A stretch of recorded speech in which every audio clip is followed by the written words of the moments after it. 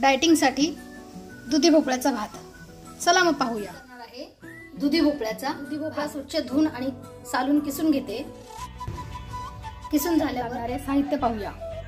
1 बटाटा, थोडा फ्लावर, तेजपान, दालचिनी, 3 लवंगा, 1 कांदा, थोडा लसूण आणि आलं. आपण तांदूळ कमी घेणार आहोत. यात तांदूळ आपण अर्धी वाटी तांदूळ घेणार आहोत.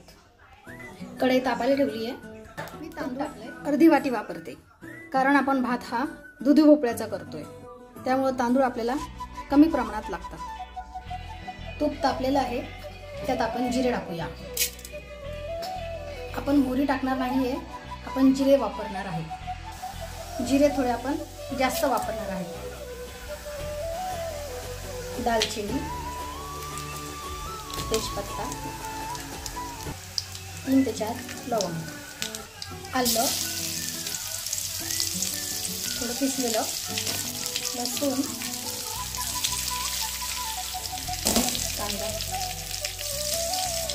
गाजर मी धुवून चालून आणि बारीक चिरलं आहे. बटाटाही धुवून कापून टाकलेला आहे. आणि फ्लावर स्वच्छ धुवून हे आपण मिक्स करूया. गॅस जोरात ठेवून आपण हे परतून घेऊया. तांदूळ स्वच्छ धुवून आपण त्यात ॲड करूया. तांदूळ धुवून टाकले आहे, आता आपण हे परतून घेऊया. तांदूळ परतून झाले आहे. आता थोडे तूप टाकूया. लाल तिखट, गरम मसाला, हळद. मसाला परतला आहे. आता आपण त्यात दुधी भोपळ्याचा किस टाकूया.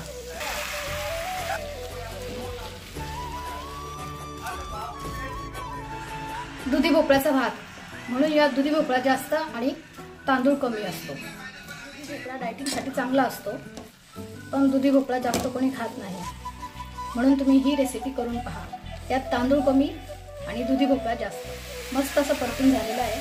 आता आपण गरम पाणी टाकूया. मी गरम पाणी थोडं थोडं टाकते, कारण जास्त गरम पाणी पडायला नको. पूर्ण तांदूळ भिजतील एवढं मी पाणी टाकलेलं आहे. आता चवीप्रमाणे मीठ. उकळी सुरू झालेली आहे.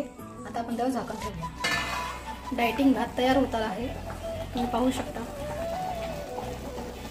थोडी कोथिंबीर. आता आपण झाकण ठेवूया आणि गॅस बंद करून 5 ते 7 मिनिटं वाफेवर होऊन देऊया.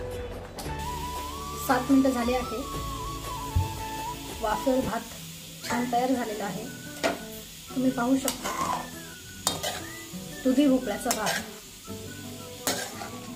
डायटिंगसाठी तुम्ही एकदा तरी करून पहा. डायटिंगसाठी दुधी भोपळ्याचा भात तयार.